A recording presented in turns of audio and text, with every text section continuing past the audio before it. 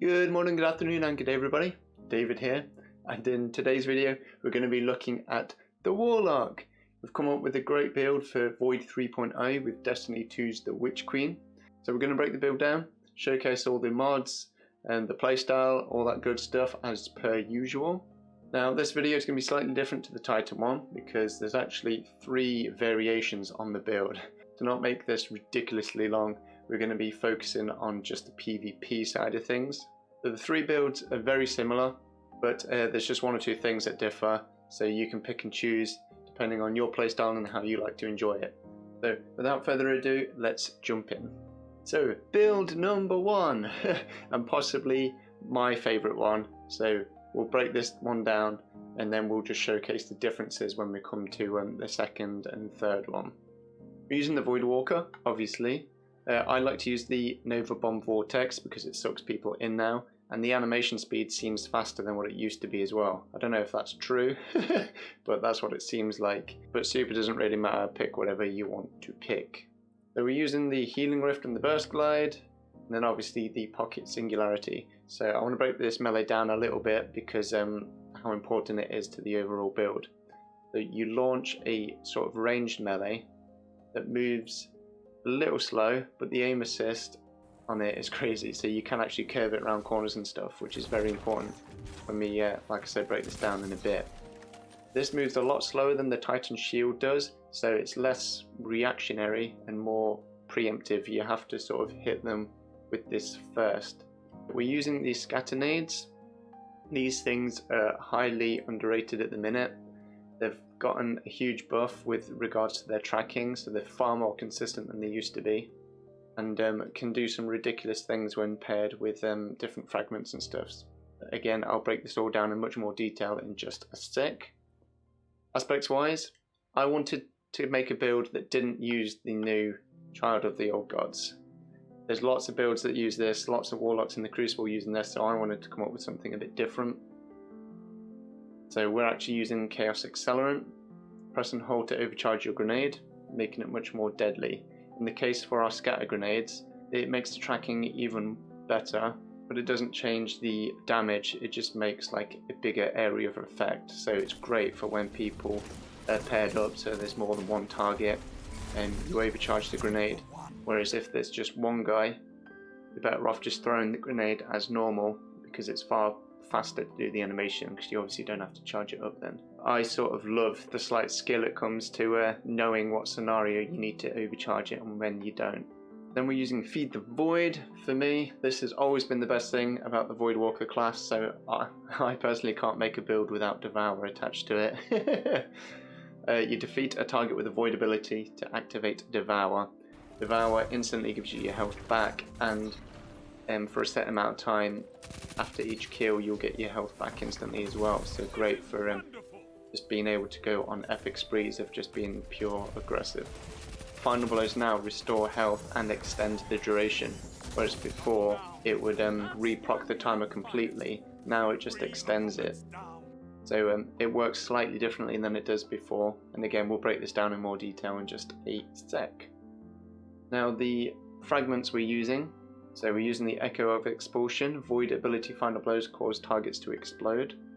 This is for 2 reasons. 1, to bump my intellect past 3. 3 is the standard recharge time. So anything less than that, then my super would be coming back slower than what it does at base. So I wanted that to be at least 3. Also, because we want to get ability kills to proc Devour, we'll also get that explosion, which will help like weaken other nearby enemies and stuff. So when we're overcharging our scatter grenade and throwing it into a big group of enemies, the explosion will also help guarantee that massive group kill. Echo of Persistence, so void buffs applied to you last longer, so again increasing our Devour even longer, allowing us to just go on those massive sprees. And then the Echo of Undermining, so your void grenades weaken targets. This does work in Crucible and is very important for the scatter grenades. I'll break down exactly why and when we talk about the scatter grenades in more detail. Now the rest of the build, using the Traveler's Chosen. Talk about this so many times in so many of my builds because of how flipping awesome it is. You get a kill with this weapon, you get a buff called Gathering Light. You can either consume that buff to then get ability energy back, which is great for this build because it's so ability focused, or you can keep that buff and it makes the weapon more consistent. So you get increased like aim assist, increased stability and handling and reload speed and all that stuff. So again, much like the overcharge grenades, I love the sort of skill gap that comes to knowing when you should consume the buff or when you should leave it, and adding just more depth to like the gameplay. Pairing this with the Battler, I actually got this to drop quite recently. I've only just masterworked it. It's just awesome. Like, absolutely love it. So I finally got one with Arrowhead Break. If you didn't know, Arrowhead Break is quite important for the Battler because it pushes the recoil pattern up to a perfect 100. So that means I don't have to rock a counterbalance mod anymore. That's allowed me to put Icarus on it to make it even more accurate whilst in the air. We've got a range buff, which is great. Anything that boosts the range or stability here is great, so like mag is cool. And again, we've got anything that boosts stability or range here, which is awesome. Now we've got Demolitionist, which is fantastic again for this build. Getting kills with this weapon just gets us our scatter grenades back, which is important for proccing Devour. And we've also got Blunt Execution Rounds, so damaging nearby enemies with a melee, not killing, just damaging them, automatically increases handling and gives you a damage buff for just one burst. You have to hit that burst to get use of that damage buff, but it allows you to 2 burst enemies. Or in the case of this build, because the melee does 60 damage at base, you can hit them with the melee, and then if you hit the same guy with the Blunt Execution Rounds, you will then kill them, so you can 1 burst them after a melee. We're pairing that with the Claws of AHAMKARA, so this gives us an additional melee charge, so we've got 2 melees, 2 chances to proc Blunt Execution Rounds. Another important note is that Blunt Execution Rounds can proc from a normal melee as well, so it doesn't have to be a powered melee. Now some important mods and stuff. Using the Impact Induction allows us, so when we're causing damage with our melees, it reduces our grenade cooldown. Again, we have 2 melees, so that's 2 chances to proc grenade cooldowns to then get our scatterades back. Kinetic Siphon, so we can get charged with light. This allows us to create a orb of light when we get a double kill with our Traveler's Chosen, which happens a lot when you like pushing into close quarters and stuff. And if you've got Devour procced as well, you're getting your health back after each kill. Then picking that orb up gets us charged with light because of taking charge, and then the usual high energy fire gives us that damage buff, so then we can just keep pushing up with the sidearm, keep chaining that loop of getting damage buffs and making orbs. When we pick up those orbs, we also get health back because of recuperation, and grenade energy back because of innovation. Because we're not rocking a special weapon, we don't need a scavenger mod, so that frees up some more benefits from picking up that orb. That is all in case we don't have Devour procced, we still get some health back. Then we're using Outreach, so reduces our melee cooldown whenever we're using our class ability. So if both our melees are gone, we can proc our Rift and that will give us some energy back. And then Swift Charge, so this is even more valuable than it was before because of the changes to masterworked weapons. So we become charged with light when we get double kills with either a pulse or our sidearm. And then obviously if we get a double kill with our sidearm, we'll make an orb, so we'll get 2 stacks of charge with light then. Stat wise, I've gone for 80 discipline and 80 strength. This is so our strength is as high as possible. 45 seconds is super quick.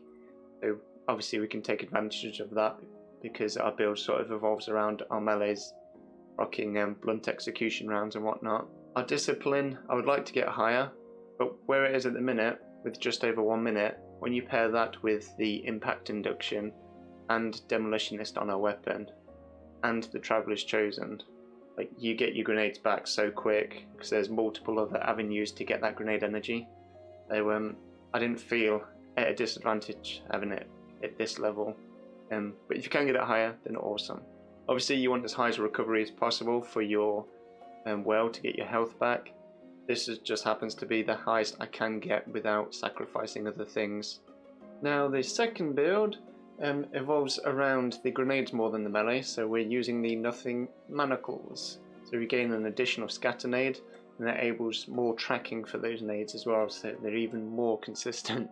We're pairing that with the grenade kickstart, so when we use our grenade, we gain grenade energy back instantly, and also pairing it with fast balls, so we can just yeet the scatter nades, and because of the increased tracking and stuff they have, they're just way more consistent, so you could be a little bit more forgiving with your placement of them. Managed to bump our grenade recharge up, so now our grenades and our melee come up at around about the same time, at around 50 to 55 seconds. We're using swift charge again, but now we're using the harmonic siphon, so rapid weapon final blows with damage matching your subclass type creates an orb of power. That pairs really well with the grid skipper because it's void, and then multi-kills also proc multi-kill clip, so then we'll have a damage buff there. We'll get charge with light, which will proc the high energy fire, and then we'll get a damage buff there as well, and it will make another orb, so we'll have 2 stacks of charge with light from the same double kill. And then we're pairing this with bomber, so it reduces our grenade cooldown when using our class ability. And everything else is the same as the melee build. So let's talk about this melee. I flippin' love this thing. It took me a little while to get used to it, but after a while I realised how it works and started to really tear it up. So, as I said earlier, the melee is a lot slower than the Titan shield, so it's more preemptive. You have to think about weakening your opponent first with it. Now, you can clean people up with this melee. It does 60 damage, so it is the same as the Titan shield. And of course, if you do kill someone with it, as it's an ability, it will proc Devour. However, in most of this gameplay you'll see that I actually notice red on the radar, and I cast the melee out, bending it round a corner because of how generous the seeking is on it, and hit an enemy first. This makes them volatile, so then if I follow up with shots, they'll explode and do surrounding damage to other enemies as well. This is how it pairs with the BXR so well, because you have to preemptively hit people with it anyway, and because of that you're proccing a free damage buff on your weapon then. But this also pairs really well with the sidearm because it makes for a very easy cleanup, and once you've cleaned up with the Traveler's Chosen, obviously you can consume the buff, and that gives you some of your melee energy back instantly. Another fantastic thing about it is it seeks invisible hunters out. So you've heard a hunter go invisible and you think they're camping around a corner. You can cast this melee round the corner and it will still seek them out and hit them, take them out of their invisibility and marking them as volatile, so they're glowing bright purple for you to see. It's also fantastic for just pushing supers away, so if a super's charging you down, you can push them back, giving you more chance to just shoot into them, lay into them to kill them. This pairs really well with the scatter grenade, so then you can push a super back, throw the scatter and lay into them with your weapon and just do a massive amount of damage in a short amount of time. It's also very disorientating just hitting someone with it because they go flying back and they're like, what the frick's happening? And more often than not they're missing all their shots because of that, so then that gives you a chance to lay into them even if they do get the jump on you. Now the melee seems to get impacted by your momentum, so if you are using it preemptively to sprint or slide as you use it to get more force behind it, so you push people back further. This also works if your enemy is charging towards you and they jump. That momentum of them jumping plus your melee will actually send them flying, and it's hilarious whenever that happens. Now let's talk about the scatter grenade. As I said, the scatter grenade has been buffed. It has even better seeking now. Just at base, these grenades are so good. If you throw these right at someone's feet or just a couple of feet away from them, all of the projectiles will actually seek that target out now and do a huge amount of damage. Where this pairs really nicely with Void 3.0 is when you apply the fragment that makes it so your grenade weakens enemies. That allows the scatter grenade to actually one-shot. This can be at any resilience level as well. I've tried it at 10 resilience and it's just instantly killed them. You do not need to overcharge the grenade to make this happen. This makes some epic play potential. Makes it very easy to proc Devour because of that. It makes it so it's even more a guaranteed kill if you get any amount of damage into them before you throw the grenade. And you'll see in this gameplay where I'm getting like a hand cannon shot in, or just a few shots with my sidearm, then casting the scatter grenade as I duck for cover, knowing that that's going to be a guaranteed kill, the proc devour, and then I can go on a spree from there with health regen. But where this goes even further is if you do overcharge it with Chaos Accelerant. That makes the AoE even bigger, so if people are grouped up, especially if they're in a confined space, overcharging that grenade and throwing it in is going to give you just multi-kills for days. It's just so good now, and I believe is one of the best grenades for the Void classes now. As I said, the placement needs to be fairly accurate. You want to get it next to their feet as much as possible. This is quite easy to do after a while. It may take a little while to get used to, especially if you never used the scatter grenades before. Every other grenade sort of has a bigger AoE effect, but honestly it doesn't take that long to get used to, and as soon as you've got it down you just won't go back. Like, these grenades are just so good. They're also fantastic for just doing a shed load of damage to then clean up with your weapons afterwards, and they also pair super nicely with the melee. So you'll also see in this gameplay times where I throw a grenade at one side of cover and then cast my melee the other side. They get weakened by the grenade, try and back off, but the melee curves around the corner and follows them, and then they just get volatile plus the explosion from the fragment, and just so many easy guaranteed kills, which then proc devour for you to then go on a spree with your weapons afterwards. So because of how deadly they are, you can see why now it makes sense to pair them with the Nothing Manacles.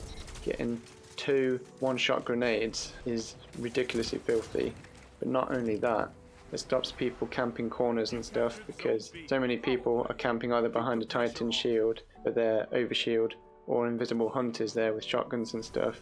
If you just throw this roughly at the corner, they're going to have to move or just eat it all and die. And then when they do move, you can either chase with your weapon, or again just cast your melee around the corner to clean them up, to then proc devour and be able to go from there. Now, why I absolutely love the melee build with the BXR is just how well this build synergizes with it. So if you hit someone with your melee, you'll get that BXR perk, which gives you that burst that does 50 per shot. As I said when I was breaking the build down, this allows you to melee someone and then one burst them after you've done that initial melee damage. Or you can melee someone, kill them with your sidearm, and still have blunt execution rounds in your back pocket to then swap to your pulse to 2 burst someone else. Or you can clean someone up with a melee, proccing devour, and then you can 2 burst the next person after that as well. So there's just so much synergy and so much just potential for this build, and just so much reward for the effort you're putting in. The grenades pair really well with the BXR as well because of how much damage they do. So again, you can clean someone up with just a burst after the scatter grenade, or even just one burst to start the fight and then cast a grenade for a guaranteed kill. And you'll see just in this gameplay how many times someone's camping with a shotgun. I cast the melee around the corner, it seeks them out whether they're invisible or not, pushes them away from that corner, so then I can push up and just one burst them for a easy cleanup with the BXR with the perk active. It's just incredibly satisfying to do. Here's another special combo you can do that I'm yet to actually do in-game yet, but tested it in a private match and it is completely possible. Someone procs a super, in this case it's a hunter with its spectral blades. You can use your melee to push them back, instantly cast your grenade, then follow up with the BXR rounds in the pulse. This is a massive amount of damage in a short amount of time. I've not actually tried this in-game yet because it was something I was just testing in a private match, but I'm very much going to. Like, if you manage to pull it off, please send me a clip because that would be flipping awesome to see. And with regards to Devour, that fundamentally acts the same as it did before. You're getting health back after every kill. As I said earlier, it now just extends the timer rather than refreshing it completely. It sort of emphasizes the aggressiveness even more if you want to get the most out of it.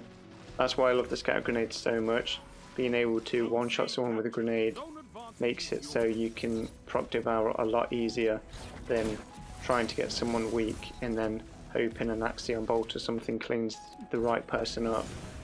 With a scatter grenade, you place it at the person's feet that you want to clean up and it will go for that person, so it makes it very easily and intentional. So to get the most out of Devour, you basically want a weapon that will just absolutely destroy people. So you'll see in this gameplay, this epic spree, I'll go on with the multi-mac because of the fast time to kill it has anyway, and then kill clip on top of that.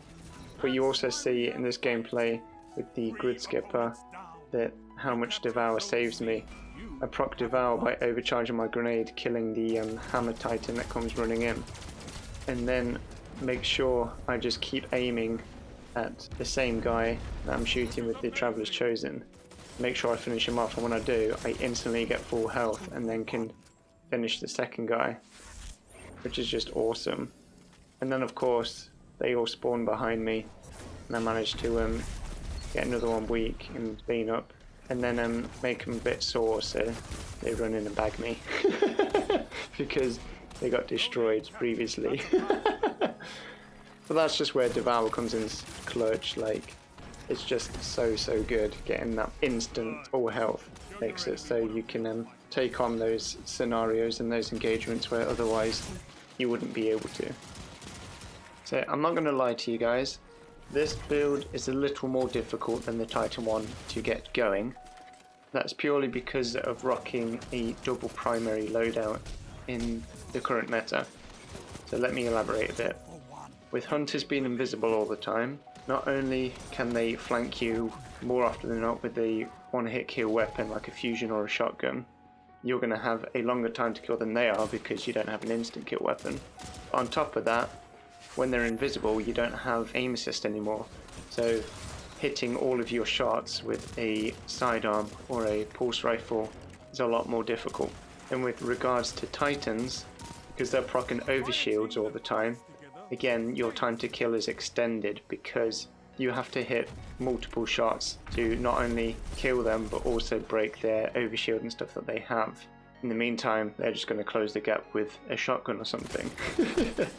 So with that in mind, you could alter this build and use like a shotgun that has Wellspring or something instead of the Traveler's Chosen. There's also a few other ways to get around it. Knowing the map, like the back of your hand, so knowing if you see someone on the radar, if you hear a hunter go invisible, knowing sort of what angle or what lane they're going to be pushing, then you can preempt it with either your melee or a scatter grenade. The scatter grenade will do a shed load of damage, possibly instant kill them, and then you can proc Devour from there. Or the melee will actually track to them, so then they've lost their invisibility, they'll be glowing because they'll be volatile from your melee, and they'll be knocked back, so they'll be outside of their one hit kill range. This is why I loved the double melee build more than the others, just because it worked so well for that very reason. That also works for when Titans are behind their shield, so you can like jump up in the air, throw a scatter grenade or something, force them to move from behind their shield because of how much damage it does, or you can knock them with your melee, pushing them away from their shield. Now the third and final build sort of doesn't specialize in anything in particular like the other two, being obviously melee and grenade. This one is just pure aggression. So we've swapped to blink with the ASTROCYTE verse. This allows us to blink further and more frequently, and allows us to get effectively quick draw on our weapons. The thing has really changed mods wise, and again our stats are as high as we can get them. When I have enough stuff to masterwork this, I will be pushed up into A2 recovery, so my recovery will be the same as the other builds. Preparing this with the multi-mac, this just allows us to be super aggressive. Multi-mac's fantastic at close range, and then I like pairing that with a sniper. The sniper is just super snappy as well because of perpetual motion and snapshot sights together. So that just pairs really well with the ready speed and stuff, and just how quick your sort of reactions have to be when using blink build. Still been using the scat nades for this build, but I also found the magnetic grenades were really fun. You could like blink up in the air, stick someone with it, and it does quite a huge amount of damage that you can then clean up with the multi-mac afterwards to proc kill clip. Scatter grenades are just better for proccing Devour, which will allow you to push it in even more aggressive with your blink afterwards, so I've still been enjoying these. And then we've only changed one fragment, the Echo of Exchange, so melee final blows grant grenade MG. This applies for our normal melees, so if we're pushing in with the multi-mac, or if we body shot with the sniper and the melee at like point blank, we'll get some grenade energy back as well. How the blink build plays differently to the others is you're just a lot more mobile, so you're obviously blinking around, using your abilities to just weaken people, follow up with your SMG to proc kill clip and stuff. It's very much focused around getting weapon kills and proccing that damage buff on the SMG for a ridiculous time to kill. Where this does work really well in the current meta is because you're so mobile, just blinking everywhere. You're easily able to get away from like invisible hunters, titans with an overshield that are trying to charge you down. You're able to cover a lot of ground and build that distance between you, so they can't just one-bang you with their shotgun or whatever. And you can see that there's so many times where I managed to blink out of tethers and stuff as well. So that's really just the aim of this particular build compared to the others. It's just the mobility it provides and just a means for you to escape those raid boss titans and those hunters that are just too scared to have a fight and hiding. I joke, I love hunters.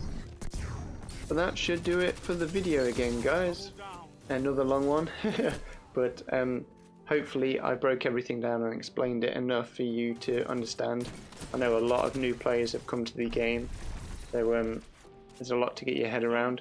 If you still want to know more about the battle rifle and the BXR perk in particular, I have done a video on that, so feel free to check it out. That'll explain it in far more detail than I've been able to in this video.